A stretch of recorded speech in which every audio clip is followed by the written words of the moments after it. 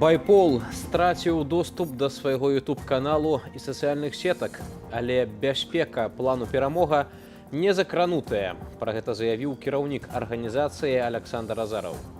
Вітаю, шаноўнае гаспадарства, з вами Вітаўт Сіўчык, запрашаю на галоўнае выданне навінаў у аб'ектыве. Трое загінулых ад выбуху на цэлюлозным камбінаце ў Светлагорску. Санітарны лекар сцвярджае, што ніякага выкіду шкодных рэчываў не было. Ці варта верыць? Абсолютно верить нельзя. Я вам гарантирую, что любые выбросы, любые превышения будут скрывать. Лукашэнкаўцы рыхтуюць змены ў закон аб ваенным становішчы, а полк Каліноўскага прызнаў, што кантактуе з вайскоўцамі у Беларуси. У нас есть связи с большими погонами, скажем так, с территории Республики Беларусь. Мы советуемся. Наш журналіст трапіў пад абстрэл у Херсоне. Прэзідэнт Украіны прыехаў у горад, каб наведаць пацярпелых ад паводкі і падзякаваць лекарам. Вам дуже вдячні за вашу велику роботу. Мы вельмі ўдзячныя вам за вашу вялікую працу. Вы гераічныя людзі.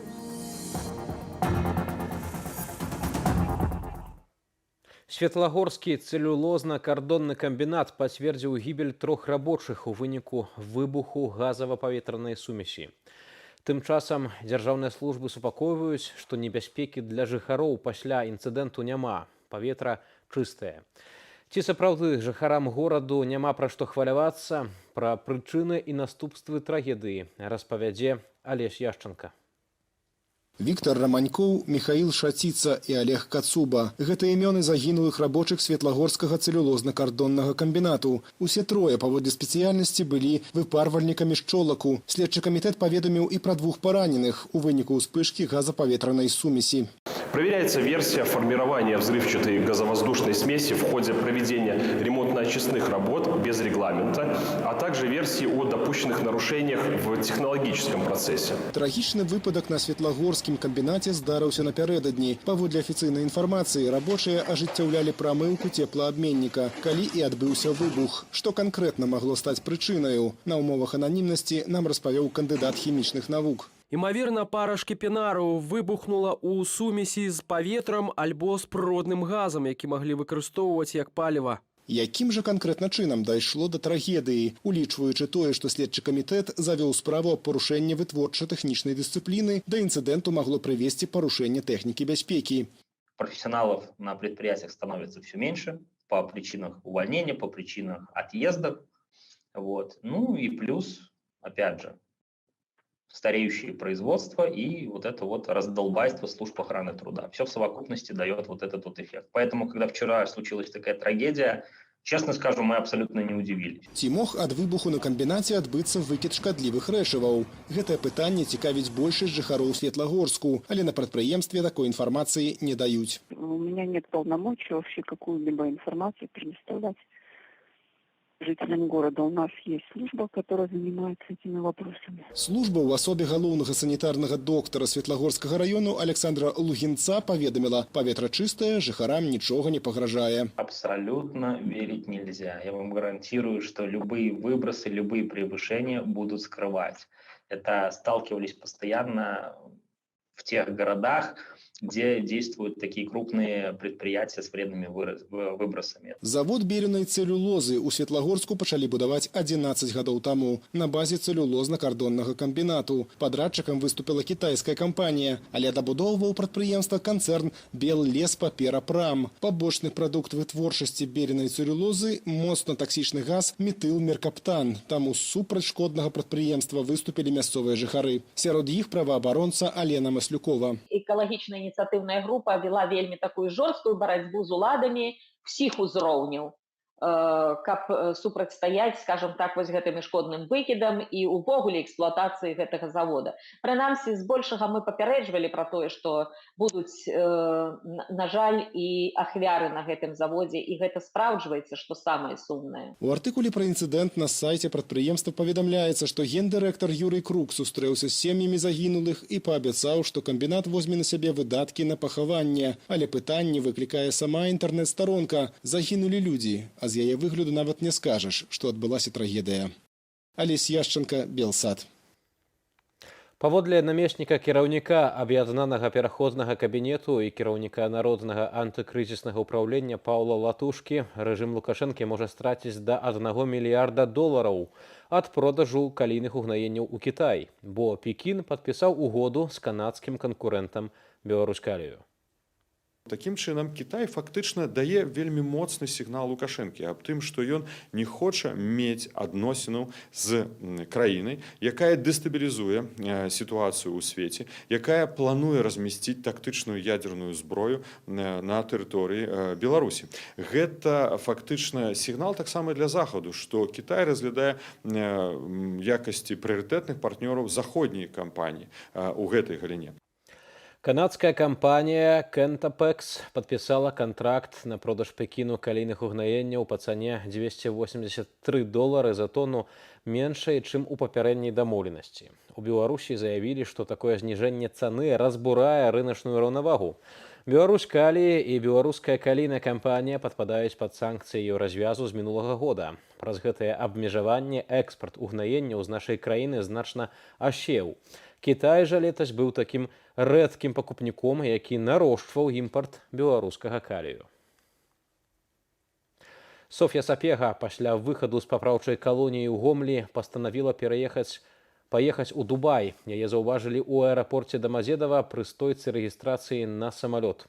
У першых пасля вызваленнях каментарах журналістам Сапега пазычыла былому сябру Раману Пратасевічу годна пражыць жыццё. Распавяла, што найбліжэйшым часам хоча аднавіць сілы ды пабыць з роднымі. А за магчымасць падзякавала Лукашэнку. За возможность сегодня стоять здесь, а не там. За то, что мне был дан второй шанс. Он дан был далеко не многим, а мне действительно очень повезло. Поэтому спасибо огромное.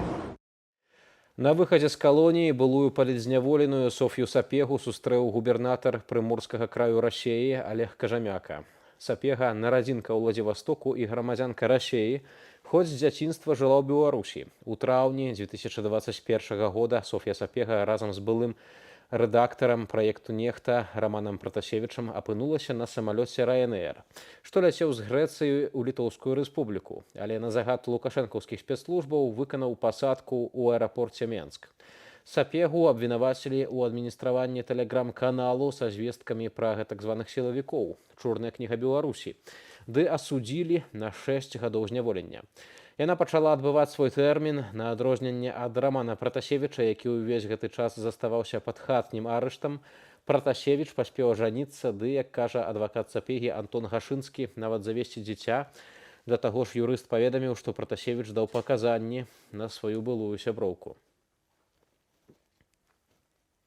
Чальцы палаты прадстаўнікоў рыхтуюцца прыняць новую рэдакцыю закону аб ваенным і надзвычайным становішчы. Калі за змены прагаласуюць, то сам Лукашенка альбо ўсебеларускі народны сход можа увесці ваеннае становішча. Калі палічаць, што на тэрыторыі суседняй дзяржавы на Беларусь рыхтуецца напад экстрэмісцкіх групаў і арганізацыяў. Тым часам полк Кастуся Каліноўскага паведаміў Белсату, што дасягнуў пэўнага ўзаемапаразумення са Святланай Ціханаўскай, абмяркоўваючы магчымасць далейшай супрацы. Гаворка якраз пра вызваленне Беларусі узброеным шляхам. Ярослаў Сцешак падрабязней. Эліты на Захадзе выкідваюць трыльёны долараў на мілітарызацыю і спусташэнне дзяржаваў, на зброю і наймітаў. Так сёння выступіў Александр Лукашенко перад сакратарамі Саветаў бяспекі краінаў АДКБ. З беларускага боку быў Александр Вальфович, з расейскага Мікалай Патрушаў, былы кіраўнік ФСБ. І менавіта супрацай з ФСБ у інфармацыйна-псіхалагічных аперацыях Лукашенко пахваліўся. В основе всех горячих конфликтов лежит массированное гибридное воздействие на ключевые сферы нашей общественной жизни. Короче, наступают по всем фронтам. И свободного места нет. Поскольку мы с Россией на одной стороне, нас записали соагрессоры. Заклікі да АДКБ яднацца перад замежным ворагам зразумелыя. Лукашенко апасаецца нападу ўзброеных групаў беларусаў з-за мяжы. Борьба за незалежность и волю Беларуси, она повинна вестись таким уже силовым кинетичным шляхом. Бо натурально агрессора немагчыма спыніць ни уговорами, ни ніякімі пікетамі, не адозвамі. Адно з такіх узброеных фармаванняў полк Кастуся Каліноўскага, які афіцыйна ўваходзіць у ЗСУ і цяпер ваюе пад Бахмутам. Напярэдадні каліноўцы пры дапамозе украінскай парламенцкай групы «За дэмакратычную Беларусь» правялі сустрэчу онлайн са Светланай Ціхановскай, як прадстаўніцай Беларусі на дыпламатычным фронце. Мы абмяркоўвалі нашы пазіцыі, абмяркоўвалі, як мы яшчэ можам дапамагчы нашым героям там ва ўкраіне. Асноўны месседж, які полк Каліноўскага перадаў Святлане Ціхановскай, форма і дзеянні беларускага супраціву мусяць кардынальна змяніцца, бо негвалтоўны супраціў у сённяшніх умовах больш не працуе. Другі момант, калі Пуцін з Лукашэнкам пачалі і вядуць вайну, то з боку дэмакратычных сілаў мусіць ісці заклік да мабілізацыйнай кампаніі, каб вызваліць беларускі народ ад расійскай акупацыі. Я вельмі была рада іх бачыць, бо ваяры нашы натхняюць беларусаў, яны змагаюцца за Украіну, змагаюцца за Беларусь, яны бачаць Беларусь вольнай. Каліноўцы спадзяюцца на значна большую дапамогу беларускім добраахвотніцкім фармаванням ад дыяспары і ад офісу Святланы Ціхановскай, у тым ліку для нарошчвання матэрыяльна-тэхнічнай базы. У нас есть связи с большими погонами, скажем так, с территории Республики Беларусь.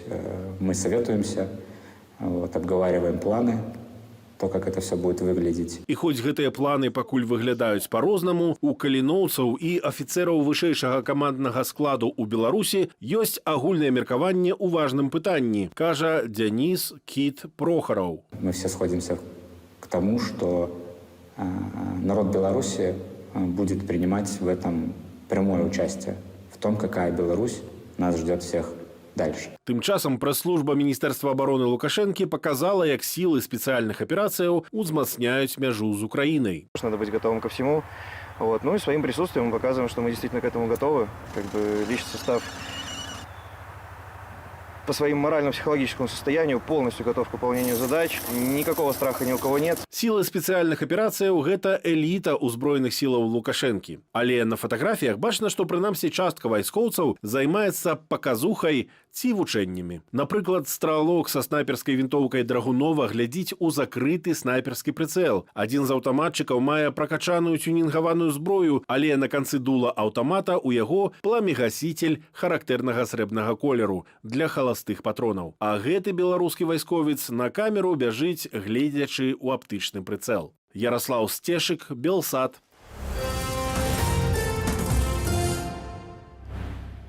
Владимир Зеленскі прыехаў у падтоплены Херсон. Пасля з'яўлення інфармацыі пра тое, што прэзідэнт Украіны знаходзіцца ў горадзе, расійскае войска накрыла Херсон артылерыйскім агнём.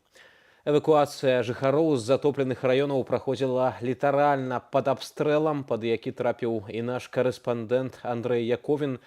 Андрэй, вітаю і адразу перадаю табе слова. Привет, Витов. Да, действительно, не самое приятное событие застало нас сегодня на Корабельной площади. Прямо во время эвакуации людей из затопленных домов микрорайона Остров начался обстрел. Это буквально случилось в нескольких десятках минут после того, как это место посетил Владимир Зеленский. Вначале российские оккупанты проверили свою точность минометами, а после накрыли площадь градами. Наша съемочная группа в этот момент находилась в эпицентре обстрела, и нам пришлось укрываться под первым попавшимся бетонным забором. Я насчитал 6 перелетов, интервал примерно 5-7 минут. В момент обстрела на затопленной площади находилось большое количество людей. Это волонтеры, которые забирали людей с острова на лодках своих. Их же встречали другие волонтеры и передавали этих людей далее по цепочке. Было много гражданских, которые тоже принимали участие в эвакуации. Много эвакуированных собак, кошек и других животных. По последним данным, в результате обстрела Корабельной площади ранено 9 человек. Среди них 2 работников ГОСЧС, полицейский, врач и волонтер из Германии. Им оказывают медицинскую помощь, сообщил председатель Херсонской военной администрации Александр Прокудин.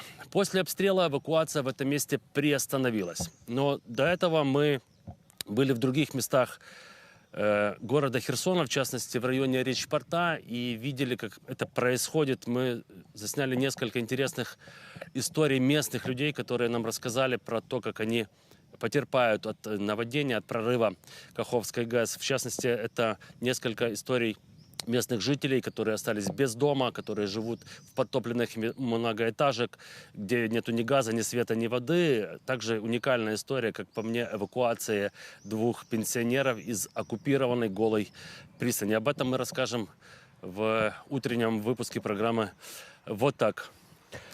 Да. Что касается визита Владимира Зеленского, он навестил Херсон, также он приехал в Николаев. Владимир Зеленский в Херсоне провел совещание с всеми службами, которые занимаются эвакуацией, а также экстренными службами. Поставлены были задачи обеспечения местного населения водой и продуктами питания. В Николаеве Владимир Зеленский посетил канал на речке Ингулец, который, собственно, затопило после прорыва Каховской ГЭС. Мы остаемся работать в Херсоне. Вітав, тебе слово. Андрей, дзякуй вялікі за гэтую інфармацыю. З намі на сувязі з Херсоном быў наш карэспандэнт Андрей Яковін, які трапіў пад абстрэл. Сёння, нагадаю, расійскія акупанты абстралялі горад, калі даведаліся, што там знаходзіцца з візітам прэзідэнт Украіны Владзімир Зеленскі. Спадарства, мы ж пераносімся ў Беларусь. Рэспубліканская канфедэрацыя прадпрымальніцтва прапанавала правесці амністыю прадпрымальнікаў, якія асуджаныя да пазбаўлення волі за эканамічныя злачынствы. Прымеркаваць яе хочуць да дня 3 ліпеня, гэта афіцыйны дзень незалежнасці. У чым сутнасць прапановы, разбіраўся Андрей Сульжыц. Деловая супольнасць Беларусі спадзяецца на вызваленне ад крымінальнай адказнасці асуджаных за эканамічныя злачынствы. Умоваю для гэтага можа быць кампенсацыя шкоды, выплата ў бюджэт сумы, што фігуруе ў справе, пеняў і дадатковых судовых выдаткаў. Краіне вельмі выгадна, каб бізнесоўцы і кіраўнікі працягвалі працаваць, застаючыся на волі. Мы заходзім з таго, што за эканамічныя злачынствы павінна быць толькі эканамічная адказнасць. Прэзумпцыі невінаватасці павінны ляжаць у аснове дзеянняў усіх кантрольных і следчых органаў, а дзейнасць прадпрыемстваў прыпыняцца толькі па рашэнні суда. У якасці прыкладу бізнес-саюз прыводзіць расійскі закон, паводле якога справу не адкрываюць або закрываюць у выпадку выплаты суб'ектамі гаспадарання штрафу, пені, нядоімкі. Аналагічныя нормы прапануюць увесці і ў нашай краіне. Калі гаворка пра якія-небудзь эканамічныя злачынствы, то, безумоўна, гэта, я думаю, добрая магчымасць. Безумоўна, залежыць ад сітуацыі. Не падзяляю такую ідэю, таму што гэта злачынцы упершыню.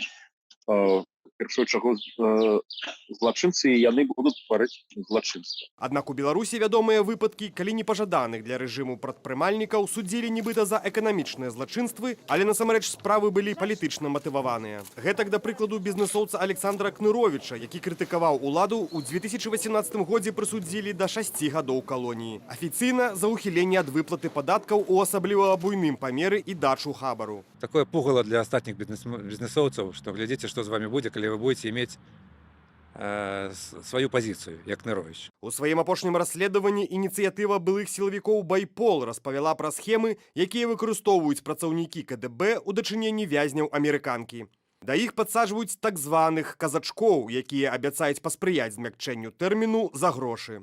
Понимая категорию лиц, которые содержатся в СИЗО КГБ, как бонус, в результате разработки режим получает информацию о суммах денег, которые могут быть использованы для своеобразного откупа заложника. То ці не стануць такія змены для рэжыму інструментам маніпуляцыі над бізнесам? Улады просто шукаюць яшчэ адну магчымасць крышачку ўзяць грошы ад прадпрымальнікаў, карыстаючыся ўжо менавіта грубай сілай, калі цябе садзяць у турму, а пазней прапаноўваюць як бы вызваленне за які-небудзь грошы. У праграме дзейнасці ўраду да 2025 года гучаў намер скараціць пералік падставаў, паводле якіх прыцягваюць да крымінальнай і адміністратыўнай адказнасці, ды выключыць практыку пазбаўлення волі прадпрымальнікаў і кіраўнікоў прадпрыемстваў, каб даць ім права на дзелавую рызыку. Ці пойдуць у такім выпадку афіцыйныя ўлады на саступкі, прапанаваныя канфедэрацыяй прадпрымальніцтва? Они пытаются как-то постараться использовать тех, кто забыл, что Беларусь сейчас она террористы, спонсирует геноцид. И они всячески стараются показать, что, возможно, еще, что они ценят тех, кто так не думает. И они будут как-то культивировать и находить их побольше, даже если они в тюрьме. Пакуль назіраем толькі ўзмацненне крымінальнай адказнасці. Гэтак летась Лукашенко увёў забарону на павышэнне цэнаў, пасля чаго пачаліся арышты кіраўнікоў крамаў і прадпрыемстваў. Пазней урад забарону адмяніў, але пакінуў пад кантролем цану на шэраг тавараў. Любые изменения, любое регулирование – это видимость деятельности. Они показывают, что они что-то делают. Мы принимаем какие-то нормы, это значит, что мы работаем. Все, это видимость деятельности, которая делает хуже. Не толькі недасведчанае кіраванне, але і палітычныя рызыкі адбіваюцца на скарачэнні бізнесу, адзначае Зміцер Завадскі. Паводле яго, шмат хто з'язджае з краіны, бо прадпрымальніцтва – гэта заўсёды выбар свабодных і рызыкоўных людзей, якіх рэжым баіцца і хоча трымаць пад кантролем. Такім чынам, за 2022 год колькасць ІП паменшала амаль на 9,5 тысяч. У заняпадзе таксама сфера IT. За мінулы год чысты адток кадраў склаў амаль 15 тысяч чалавек. Андрей Сульжыц, Белсат. Рэжым хоча кантраляваць грамадзянаў усё мацней. Узурпатар рыхтуе указ аб аўтамабільных перавозках пасажыраў, які вымусіць дыспетчараў таксі дзяліцца звесткамі аб паездках з гэтак званымі сілавікамі кругласуткава і захоўваць гэтую інфармацыю цягам 5 гадоў. Да таго ж трэба будзе ўсталяваць відэафіксацыю ўнутры кожнай машыны. Як новыя абмежаванні закрануць пасажыраў і ўсю сферу таксі, падрабязна распавядзе Яна Шэк. Праект указу аб аўтамабільных перавозках пасажыраў вынесены на грамадскія абмеркаванні. Паводле яго ўсе дыспетчары, аўта і кіроўцы мусяць зарэгістравацца ў адмысловым рэестры. Гэта датычыць нерэгулярных транспартных перавозак, то бок таксі, каршэрынгу, некаторых трансфераў. Рэгістрацыю трэба аплачваць за кіроўцу, машыну і дыспетчара. Выигрывает крупный оператор. Для них затраты весьма невелики с точки зрения вот этих новых законодательных новшеств. Цены практически не изменятся, а для мелких операторов, конечно же, это определенный риск. Они раньше проигрывали в ценах. Праект указу асобна зачэпіць замежныя кампаніі-дыспетчары. Яны мусяць стварыць юрыдычную асобу ў Беларусі і размясціць на тэрыторыі краіны ўсе свае информационные системы и серверы. Много примеров, когда изменения в белорусском законодательстве, ужесточающие какие-то условия, там, будь то с точки зрения рынка рекламы, там, и IT-компаний. Компании шли на то, чтобы открывать юрлицо здесь в соответствии с белорусским законодательством, размещать здесь сервера, хранить здесь информацию. Возможности для этого есть. Вопрос только имиджевого плана. Усе аўтамабілі, якія выконваюць нерэгулярныя перавозкі, будуць вымушаныя забяспечыць відэафіксацыю ў салоне. Цягам месяца трэба будзе захоўваць відэазапісы. Маўляў, дзеля бяспекі грамадзянаў. Дыктатуры любяць ўсё тлумачыць бяспекай, маўляў, мы будзем вас кантраляваць, каб з вами чаго-небудзь не здарылася. Дык гэта трэба дайсці да цалкам Оруэлла, калі відэарэгістратар у кожнай кватэры. Калі ў кожнай кватэры відэарэгістратар, а сігнал ідзе ў міліцыю, это ж просто супыніць усе злачынствы, якія стараюцца дома. Такая ідэальная мера бяспекі. Ось. Ну, насамрэч, канешне, гэта ўсё вельмі сумна, бо відавочна парушае права людзей на прыватнасць. Тым больш, што пасля ўвядзення ўказу доступ да інфармацыі пра паездкі мусіць быць і ў сілавікоў. 5 гадоў будуць захоўвацца звесткі. Недэмакратычныя ўрады ўвогуле яны любяць максімальны кантроль над усім. І ў гэтым сэнсе, конечно, не дзіва, што і за перамяшчэннем гаражанаў таксама будуць пільна сачыць. Па шчырасці, нават і без нейкага асаблівага закона, я б на месцы тых, хто знаходзіцца ў Беларусі, не думаў, што некая такая інфармацыя, якая тэарэтычна можа мець доступ дзяржава, што дзяржава яе не мае. Эканаміст Алексей Харкевич лічыць, што не ўсіх пасажыраў могуць задаволіць новыя умовы паездак, калі пра ананімнасць можна забыцца. Многие просто перестанут пользоваться услугами. да, а те, кто хотят сохранять анонимность, они готовы переплачивать. Они подталкивают к тому, что часть таксистов будет работать в серую. Ну, то есть он оставаться в реестре и оказывать услуги, но при этом, когда надо отключаться. Абмеркаванні працягнуцца до 18 чэрвеня. Пасля указ перададуць у палату прадстаўнікоў. І калі дэпутаты яго прымуць, указ набудзе моц на лета 1 студзеня. Яна Шэк, Белсат. Полк Каліноўскага мае сувязь з вялікімі пагонамі на тэрыторыі Беларусі. Пра гэта заявіў камандзір палка Дзяніс Кіт. А напярэдадні ВР разам з дэпутатамі Верховнай Рады Украіны правялі онлайн-сустрэчу са Святланай Ціхановскай. Тым часам рэжым рыхтуе новы закон аб ваенным становішчы. Пра ўсё гэта паразмаўляем з экспертам у студыі Белсат. Застаемся разам.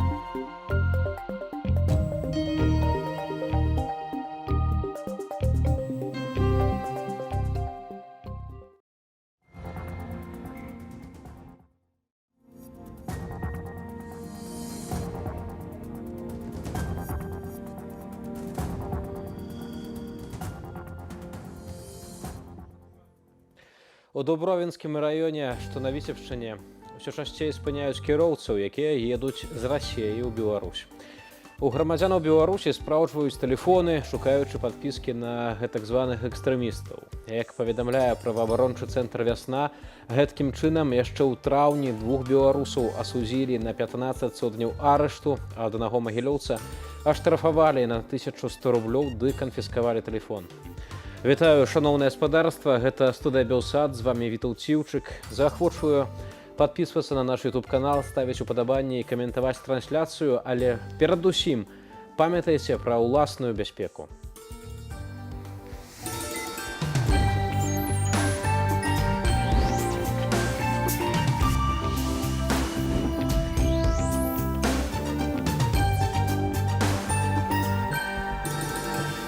І вось тэмы, якія мы сёння абмяркуем. Так званыя экстрэмісты, што прыйдуць з-за мяжы, стануць нагодай для ўвядзення рэжымам ваеннага становішча. Лукашэнкаўцы рыхтуюцца змяняць заканадаўства.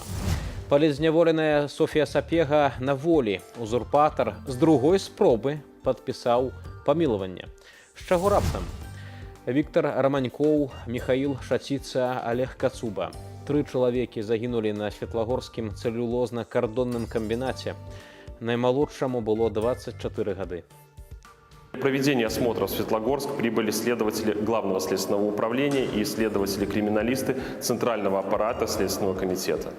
Задействованы передвижные криминалистические лаборатории. В настоящее время допрошены и допрашиваются инженерно-технические работники комбината и руководящие сотрудники, задействованные на производстве. Изъята документация, регламентирующая проведение производственных и ремонтных работ, табели рабочего времени и иные необходимые для следствия материалы. Причина взрыва устанавливается. Узброены бунт ці засыланне так званых экстрэмістаў з-за мяжы. У Беларусі збіраюцца ўвесці новыя падставы для ўвядзення надзвычайнага і ваеннага становішча. Адпаведны законапраект апублікавалі на нацыянальным прававым партале. Гэтак званым парламентарам прапануюць дадаць новыя фармулёўкі ў закон, якія будуць вызначаць, што ёсць ваеннай пагрозай. Калі гэтыя папраўкі будуць прынятыя, то ваеннае становішча змогуць увозіць, калі на тэрыторыю Беларусі з іншых дзяржаваў будуць пранікаць гэтак званыя экстрэмісцкія групы ды арганізацыі. Акрамя чалавека, які займае пасаду прэзідэнта, увозіць ваеннае становішча ўпаўнаважаць і так званы ўсебеларускі народны сход. У выпадку бяздзейнасці найвышэйшай службовай асобы краіны. У закон аб надзвычайным становішчы збіраюцца таксама ўнесці праўкі, напрыклад, у 8-м артыкуле закону да масавых ды іншых закалотаў, якія раней былі падставаю для ўвядзення надзвычайнага становішча, хочуць дадаць узброены мяцеж. З намі на сувязі спецыяліст у нацыянальнай бяспецы, палітолог Александр Казак, з якім абмяркуем гэтую тэму. Спадар Александр, вітаю вас. Прывітанне. Як вы мяркуеце, што сталася прычынай такіх вось зменаў у заканадаўстве, якія рыхтуюцца? Я б прыватна першае ставіў бы пытанне, навошта гэта ўвогуле рабіць, асабліва ў дзяржаве, у якой часам бывае не да законаў. Але справа ў тым, што менавіта ўсе гэтыя дзеянні, якія адбываюцца ў Белгарадзе, у вобласці, нагадаю, таксама як было з закрыццём мяжы, дакладней не закрыццём, а кантролем на мяжы з Расіяй, гэта, канешне, ўсё дае вельмі вялікі страх і параною рэжыму. Ад гэтага Лукашенка, напэўна, не спіць або вельмі моцна нервуецца. Ну і трэба неяк з гэтага выходзіць. І хутчэй за ўсё яны глядзяць на тое, што нават калі Лукашенка будзе не ў стане, то гэтае надзвычайнае становішча, вайсковае становішча, ваеннае можна, між іншым, увесці іншым шляхам, а не толькі подпісам Лукашэнкі.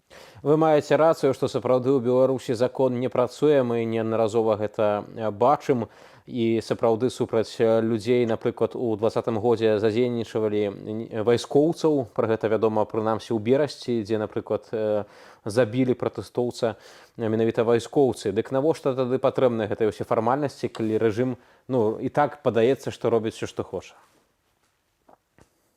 Магчыма, Лукашенка хоча такім чынам паказаць хваляванне ўнутры грамадства.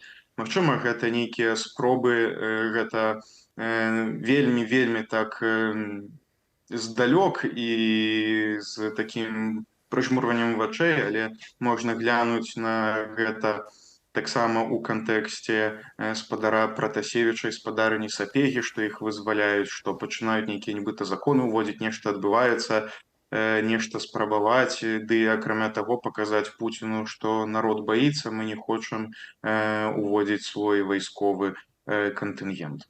Згадалі вы пра палітзняволеную Соф'ю Сапегу, якую раней асудзілі на 6 гадоў калоніі. Вось нечакана ўзурпатар яе памілаваў. Былую дзяўчыну Рамана Пратасевіча затрымалі разам з ім у траўні 2021 года пасля прымусовай пасадкі самалёта Ryanair у Менску. Напярэдадні палітзняволеную перадалі з папраўчай калоніі ў Гомлі дэлегацыі Прыморскага краю Расіі, дзе было месца яе апошняга пражывання.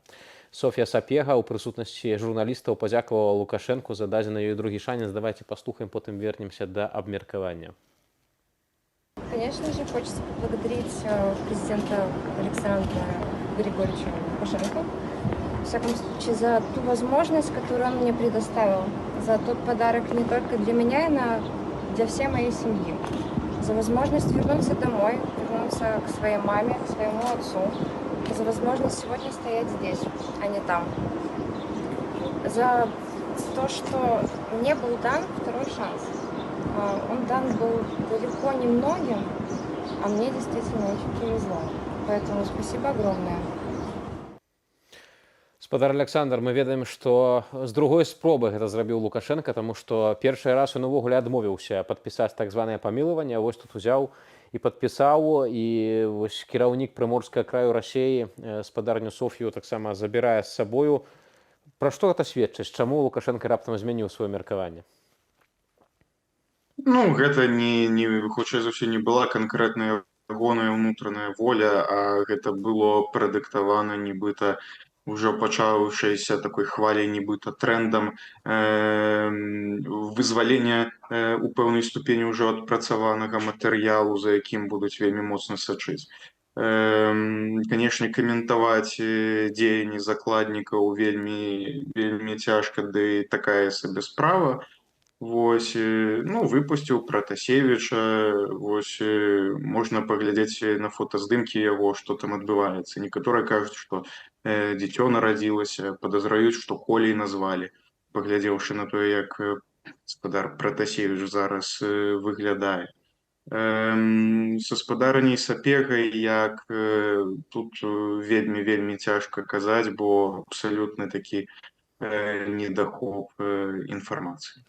Разам з тым, вось яе асабіста таксама сустракаў кіраўнік Прыморскага краю Расіі, прачытаў вось такое меркаванне ад палітолага Розы Турарбекавай. Яна гаворыць пра тое, што гэта, дарэчы, дрэнна сведчыць пра Лукашэнку, што вось ён асабіста не мог яе выпусціць, а вось толькі тады, калі прыехаў чыноўнік расійскі, ён яе сустракаў, і вось тады Лукашенка штосьці падпісаў. То бок, што тут як бы усе карысці, усе плюсы ідуць менавіта на расійскага чыноўніка, а Лукашенка, ну, не глядзячы на тое, што вызваліў палітзняволеную, нічога з гэтага нават і не будзе мець.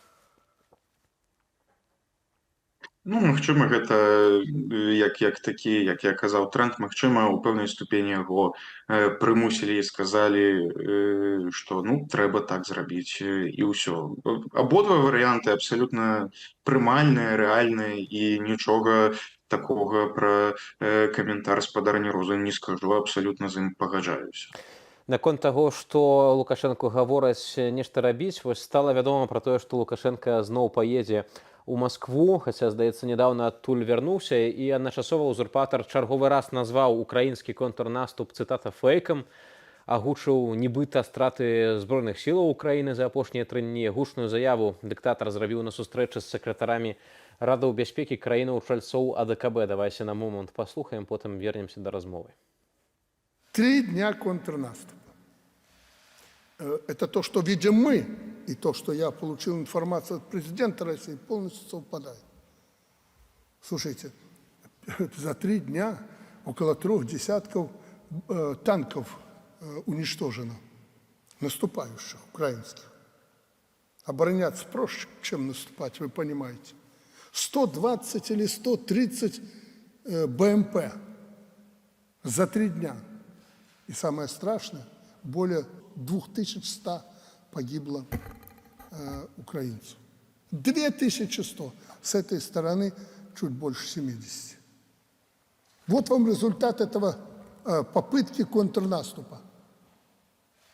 Ну, я об этом всегда говорил, что контрнаступ – это большая дезинформация, никакого контрнаступа нет и быть не может. А если, ну, вот результат за 3 дня. И самое главное, 4-5 день тишина. О чем это говорит? Потерпели серьезное поражение, сели и думают, а что делать дальше? Не дае спакою Лукашэнку вось контрнаступ. Вельмі часта ён яго згадвае. Ці ёсць тут увогуле тлумачэнне, навошта узурпатар гаворыць пра баявыя дзеянні ва ўкраіне, ну і зноў бярэ там нейкія лічбы, якія, як ён кажа, яму Пуцін так паведаміў. Ну, прыкрывацца кімсьці трэба нешта казаць, трэба чымсьці карміць электарат свой, трэба, каб гэты электарат перадаваў інфармацыю далей са словамі, а я па тэлевізары пабачыў, а я хлусіць не буду, а па тэлевізары таксама хлусіць не будуць. І гэтак далей. Вось, таму Нічога такога надзвычайнага ў гэтым няма. Ён як паталагічна любіў хлусіць, несці невядомыя там факты, нібыта лічбы, нібыта статыстыкі. Ну, трэба неяк людзей нібыта пасупакойваць. Вось, і акрамя таго, ну, выразна бачна, што гэта не дае яму пакой, тое, што адбываецца ў Белгарадскай вобласці, выдатна разумее, што можа адбыцца таксама і на тэрыторыі Беларусі. Акрамя таго, мы бачым даволі вялікую колькасць актыўных такіх палітычных заяваў на гэтую тэму. Больш за тое, батальён «Тэрор» таксама, скажем, засвяціўся ў Белгарадскай вобласці. Гэта сапраўды вельмі цікавая інфармацыя. І яшчэ адзін момант. Сёння стала вядома, пра гэта заявіў прэс-сакратар Пуціна Дмітрый Пяскоў, што вось ужо заўтра Лукашенка зноў ляціць у Расею, пры тым, што сам узурпатар гэтай інфармацыі не пацвярджаў, і ўвогуле у некаторых медыяў нават склалася ўражанне, што ён як бы і не ведаў, што вось публічна выйшаў Пяскоў, сказаў, што заўтра Лукашенка будзе ў Маскве. Навошта Лукашенка аж настолькі часта ездзіць у Расею? Бо ведаем, што пасля 2020 года ён там часта бываў, але калі глядзім пра перспектыву мінулага месяца, ну гэта проста выглядае ўжо, шчыра кажучы, карыкатурна і нават камічна. Ну, справа ў тым, што ў Лукашэнкі ідзе гульня на выжыванне. І ім абсалютна ўсё роўна, наколькі гэта карыкатурна ці не карыкатурна выглядае. Ёсць справа, якую трэба зрабіць, і, магчыма, гэта пэўныя справы, якія можна рабіць нібыта толькі тэт-а-тэт. Таму такога надзвычайнага няма, але сапраўды гэта даволі смешна, што так рэгулярна лёты. Ну, магчыма, у Лукашэнкі ёсць там нейкія такія хворыя зацікаўленасці ў прыбыванні ў Маскве. Не ведаю. Яшчэ адна тэма. Вядома, што полк Каліноўскага мае сувязі з высокімі вайсковымі чынамі ў Беларусі, а беларускі народ будзе браць непасрэдны ўдзел у вызначэнні лёсу краіны. Прынамсі, гэтак сцвярджае камандзір полка Дзяніс Кіт Прохараў. Давайце яго паслухаем. Есть связи с большими погонами, скажем так, с территории Республики Беларусь. Мы советуемся, вот, обговариваем планы, то, как это все будет выглядеть. И есть много разных видений, но самое главное, мы все сходимся к тому, что народ Беларуси будет принимать в этом прямое участие, в том, какая Беларусь нас ждет всех дальше. Шчыра кажучы, гэта вельмі гучыць абнадзейвальна, але з другого боку мы бачылі, што вось у 2020 годзе не так шмат так званых сілавікоў перайшлі на бок народа, не так шмат таксама падтрымалі людзей. Ці тут можна казаць, што нейкая эвалюцыя магчымая ўвогуле так у той сістэме, і што сапраўды вось ёсць нейкія высокія чыны, якія, пабачыўшы вайну ва ўкраіне, ўзялі, адумаліся і хочуць нейкага дабра для беларускага народу? Ну, прыватна ў мяне няма нейкіх такіх пытанняў адносна недаверу да кіравання кіраўніцтва палка Каліноўскага, таму кожнай іх заявы, як наконт таго, што мы прыйдзем і мы будзем вызваляць Беларусь, і словы таксама камандзіра, ну, вялікіх пытанняў у мяне не выклікаюць. Мяркую, што сапраўды ёсць такія людзі, і хутчэй за ўсё яны і былі. Пытанне, чаму яны не сышлі, гэта ўжо асобна трэба сыходзіць з той сітуацыі, якую маем на сённяшні дзень, а на сённяшні дзень даволі такую прыкрую, складаную і вельмі нестабільную сітуацыю маем. Вось, і хутчэй за ўсё таксама ідзе гаворка пра тое, што пра такую пэўную нібыта кансалідацыю сілаў, і ўсё ж такі, магчыма, апазіцыя, менавіта гэты палітычна-дыпламатычны блок ужо пачынае арыентавацца і намагацца неяк супрацоўнічаць з палком Каліноўскага. І не будзем прыхоўваць, што вельмі вялікую ролю ў гэтым адыгрывае, між іншым, украінскі бок. Апошняя сустрэча, якая адбылася паміж палком Каліноўскага і офісам Святланы Ціханаўскай, гэта арганізаваная украінскім бокам. Таму такі трохбаковы, ну, вядома, што Украіна вельмі зацікаўлена ў такіх гарантыях, пэўнай стабільнасці з боку Беларусі, таму з гэтага вынікае такая зацікаўленасць. Акурат вось пра гэтую сустрэчу, якая адбылася ў онлайн-фармаце напярэдадні. Беларусь можна вызваліць толькі сілавым шляхам. ВР палка Каліноўскага данеслі сваю пазіцыю Святлане Ціханаўскай. Такое паведамленне з'явілася ў афіцыйным тэлеграм-канале ВРУ. Допіс суправаджаўся скрыншотамі з адпаведнай зум-канферэнцыі, а ў каментары Белсату намеснік камандзіра каліноўцаў Вазім Кабанчук распавёў падрабязнасці гэтай размовы ды ўдакладніў, што яе арганізатарамі, вось як вы кажаце, сапраўды былі дэпутаты міжфракцыйнага аб'яднання Верхоўнай Рады Украіны. Мы выказали свое меркаванне, что на сённяшні дзень в умовах, калі фактычна в рэгіёне ідзе ўжо вайна, і Беларусь тым ці іншым чынам уцягнута в эту вайну, мы лічым, што дзеянні, якія прымае, скажем, беларуская апозіцыя в экзілі, яны недастатковыя для вырашэння задач, якія стаяць зараз перед беларускай нацыяй. Таму што фактычна на карце зараз стаіць існаванне Беларусі як незалежнай дзяржавы. Неабходна, па-першае, заклік да мабілізацыйнай кампаніі в полк Каліноўскага в першую чаргу, як найбольшае падраздзяленне, якое акрэслівае беларускія менавіта наратывы і якое декларуе, што канчатковай мэтай нашай барацьбы в Украіне з'яўляецца вызваленне Беларусі і дэакупацыя ад расійскіх захопнікаў. Па-другое, мы лічым, што дапамога, якая ідзе і ад беларускай дыаспоры, і прыватнасці ад офіса Святланы Ціханаўскай, яна недастатковая в такіх умовах. Гэта не можа быць дапамога по нейкаму статковаму прызнаку, што вот у нас нешта ёсць, і мы вам там нешта можам перадаць. Спадар Александр, як вы мяркуеце, ці ёсць магчымасць сапраўды неяк вось хутка выправіць гэтае пытанне, пра якае кажа спадар Вазім Кабанчук, у прыватнасці наконт дапамогі з боку офісу Святланы Ціханаўскай, беларускай дыяспоры, каб яна была больш сістэматычная для нашых ваяроў ва ўкраіне? Конечно, можна гэта выправіць, але пытанне ў тым, ці ёсць вельмі вялікае жаданне. Я спадзяюся, што гэтае жаданне ёсць, бо прынамсі, каб яго абсалютна не было, то не адбылася гэтая сустрэча. Акрамя таго, цалкам верагодна, што спадарня Ціханаўская таксама атрымае з гэтага павелічэнне сваёй падтрымкі, бо калі мы так агулам пабачым меркаванне крытыкаў спадарні Ціханаўскай, то асноўнае пытанне да таго, што не бачна эфекту яе працы.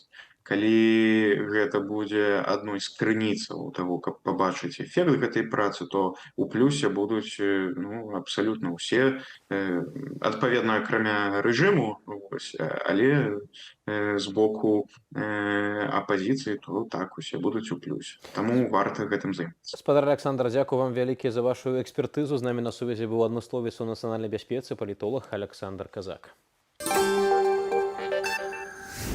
Канадскі канкурэнт салігорскага Беларусь-Калію, кампанія Canpotex, падпісала пагадненне з Кітаем на продаж у гэтую краіну калійных угнаенняў з цаной $283 за тону. Танней, чым у леташнім кантракце. У Беларусі абураныя гэтым пагадненнем заяўляюць, што такое зніжэнне цаны разбурае раўнавагу рынку. А паводле намесніка кіраўніка аб'яднанага пераходнага кабінету Паўла Латушкі, канадска-кітайскі кантракт – гэта сігнал Лукашэнку ад Пекіну. Варта адзначыць, што раней кампанія «Уралкалій» таксама падпісала пагадненне з яшчэ ў красавіку з індыйскай кампаніяй, і ў гэтым пагадненні кошт угнаенняў таксама быў паніжаны на 28%. Значыць, мы можам казаць з вами пра глобальнае паніжэнне коштаў на калійныя угнаенні ў свеце, бо самымі буйнымі пакупнікамі з'яўляюцца ў свеце гэта Кітай, Індыя і Бразілія. Гэта вельмі моцны удар па рэжыму Лукашэнкі з пункту гледжання даходаў, які ён можа атрымліваць. Мы разумеем, што такім чынам Кітай фактычна дае вельмі моцны сігнал Лукашэнкі аб тым, што ён не хоча мець адносінаў з краінай, якая дэстабілізуе сітуацыю ў свеце, якая плануе размясціць тактычную ядерную зброю.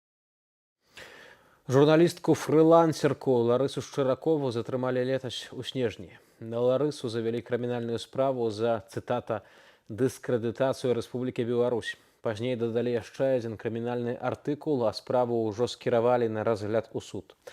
Днямі ў спадарні Ларысы памерла маці. Палітзняволеная Ларыса Шчыракова, гераіня нашай сталай рубрыкі «Жыве».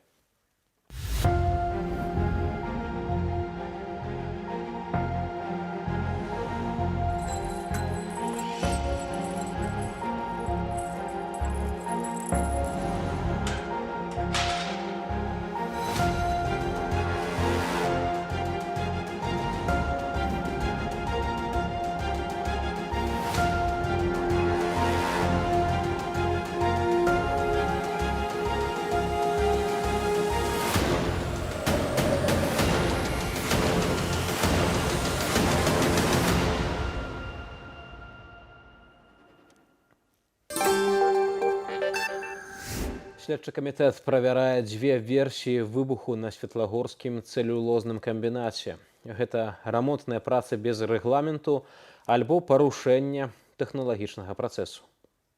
Причина взрыва устанавливается. Проверяется версия формирования взрывчатой газовоздушной смеси в ходе проведения ремонтно-очистных работ без регламента, а также версии о допущенных нарушениях в технологическом процессе. Повторный детальный осмотр места происшествия будет проведен после ликвидации последствий аварии и когда будет обеспечена безопасность работы следственно-оперативной группы. Следственным комитетом возбуждено уголовное дело по части 2 статьи 302 Уголовного кодекса Республики Беларусь. Это нарушение правил производственно-технической дисциплины, правил безопасности на взрывоопасных предприятиях или во взрывоопасных цехах, либо правил безопасности взрывоопасных работ, повлекшее по неосторожности смерть человека.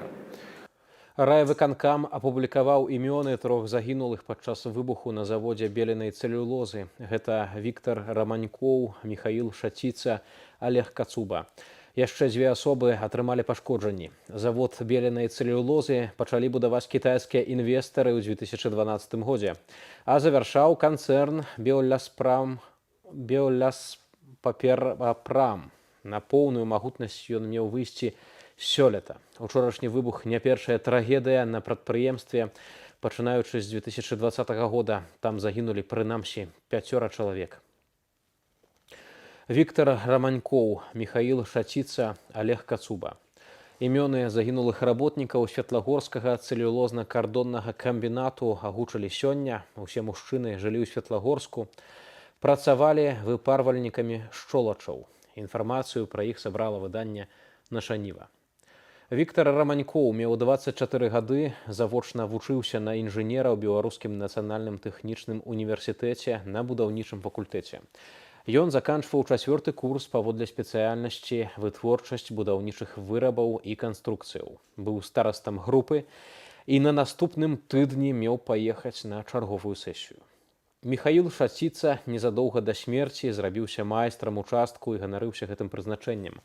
Яму быў 31 год. Михаил – выпускнік Светлагорскага дзяржаўнага індустрыяльнага каледжу. Быў у разводзе, меў дачку, якую паводле знаёмых вельмі любіў. Меў таксама сяброўку, з якой збіраўся ствараць новую сям'ю. Олегу Кацубу было 42 гады, ён служыў у зенітна-ракетных войсках і пасля службы ўдзельнічаў у вайсковых зборах. На цэлюлозна-кардонным камбінаце ён працаваў больш за 10 гадоў. Любіў адпачынак на свежым паветры і захапляўся рыбалкай. З намі на сувязі праваабаронца са Светлагорску Алена Машлюкова. Гаспадарня Алена, вітаю вас. Добрый день. Вельмі трагічная, сумная навіна прыйшла з вашага гораду і, канешне, мы ўсе спачуванні выказваем і сем'ям загінулых. Аднак, спадарня Алена, ведаю, што гэта вось гісторыя пра смерць рабочых мае таксама дастаткова ўвогуле доўгую гісторыю гэты камбінат, бо вы, як праваабаронца, акурат змагаліся супраць таго, каб паўстала гэтая лінія вытворчасці. Казалі пра тое, што яна можа быць шкоднай, што там ёсць, магчыма, нават нейкія парушэнні ў будаўніцтве. Ці маглі б вы падрабязней распавесці пра гэту справу? Так, безумоўна, тое, што адбылося учора на заводзе белёнай цэлюлёзы, гэта цалкам прадказальная намі сітуацыя. Пачынаючы з 2012 году, паўстала экалагічная ініцыятыўная група ў Светлагорску, група неабыякавых грамадзянаў, якія змагаліся спачатку супраць будаўніцтва гэтага завода, сабралі 10 000 подпісаў, якія разаслалі ў вышэйшай інстанцыі. У выніку завод пачалі будаваць. Пачалі будаваць па кітайскім праекце, пры дапамозе кітайскіх грошаў, кітайскіх работнікаў, па кітайскіх стандартах, і ў выніку мы атрымалі тое, што атрымалі. І зараз гэта ўсё бачна на кадрах. Да тых асобаў, якія, на жаль, загінулі учора, можна дадаць яшчэ 2 чалавек, якія загінулі ў 2020 годзе. Гэта зваршчык Алексей Сасноўскі і зваршчык Александр Русінович. Такім чынам, 5 жыццяў забраў гэты завод. А яшчэ паўстае пытанне, колькі людзей атрымалі траўмы на гэтым заводзе. Гэта інфармацыя была закрытай, таму што я ведаю дакладна, все работнікі, якія працуюць на гэтай вытворчасці, падпісвалі, скажем, паперы аб неразгалошванні ўсяго, што адбываецца на гэтым заводзе. Так вось у мяне ўзнікае пытанне, ці вартае, скажем, жыццё чалавека падпісанне вось гэтых паперак і працы на гэтай шкоднай вытворчасці. Сапраўды, вось літаральна нават напярэдадні, калі яшчэ нават з'явіліся такія, ведаеце, непацверджаныя афіцыйна, нават чуткі пра смерць работнікаў, мы патэлефанавалі на завод і нам адмовілі ў каментары, сказалі, што яны вось некампетэнтныя, яны не могуць каментаваць. Сёння зноў медыі спрабавалі датэлефанавацца на завод з такім пытаннем, ці праз гэты выбух, напрыклад, не было нейкага выкіду шкодных рэчываў, так, у паветра. І зноў адмовілі нам у каментары. Санітарны лекар Светлагорскага раёну запэўнівае, што не было ніякага выкіду і што ўсё нармальна, жыхарам няма пра што перажываць. А ці сапраўды так, ці ёсць небяспека, на вашу думку, нечага горшага? На маю думку, гэты завод абсалютна небяспечны. Я б не верыла вось афіцыйным крыніцам ні насколькі.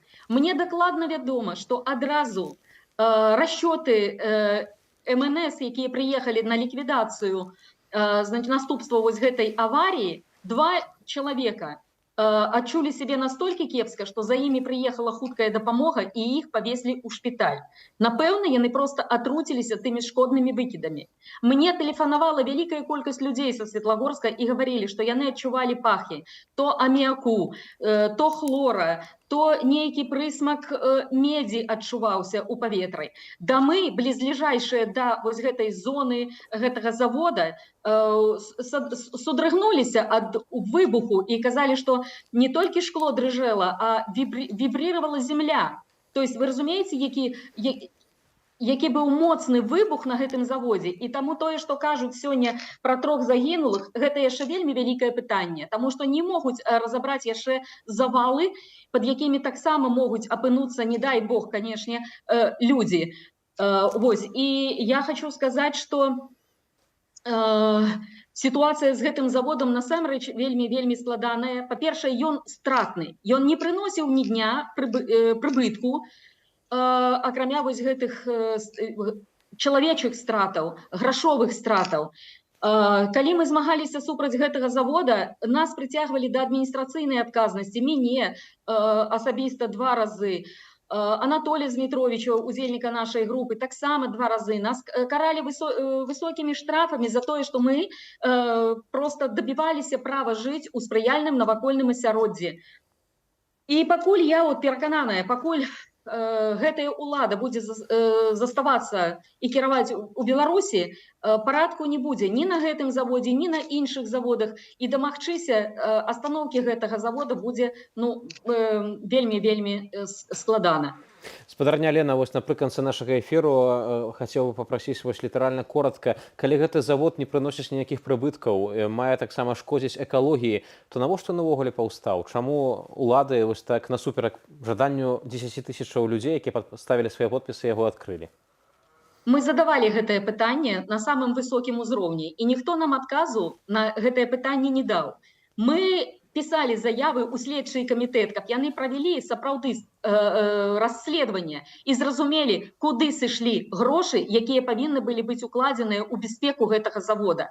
І вы ж разумееце, все людзі дарослыя, все разумеюць. Ведаем, які рэжым пануе ў Беларусі, як часта ён ірацыянальна увогуле трымаецца нейкіх сваіх пастановаў, хаця нават сам сабе, здаецца, гэтым шкодзіць, аднак вось яму ўсё роўна, абы людзі цярпелі. Спадарня Лена, вялікі вам дзякую, што далучыліся да нашага эфіру. З намі на сувязі была праваабаронца з Светлагорску Алена Маслюкова. Спадарства гэтую гадзіну для вас у студыі Белсат працаваў Вітаўт Сіўчык. Заахвочваю ставіць упадабанні, каментаваць нашу трансляцыю, падпісвацца на наш YouTube-канал, але, вядома, памятаць пра захады бяспекі, бо ведаеце, што рэжым робіць у Беларусі, якія рэпрэсіі ўшчыняе супраць беларусаў. Трымайцеся, добрага вечара.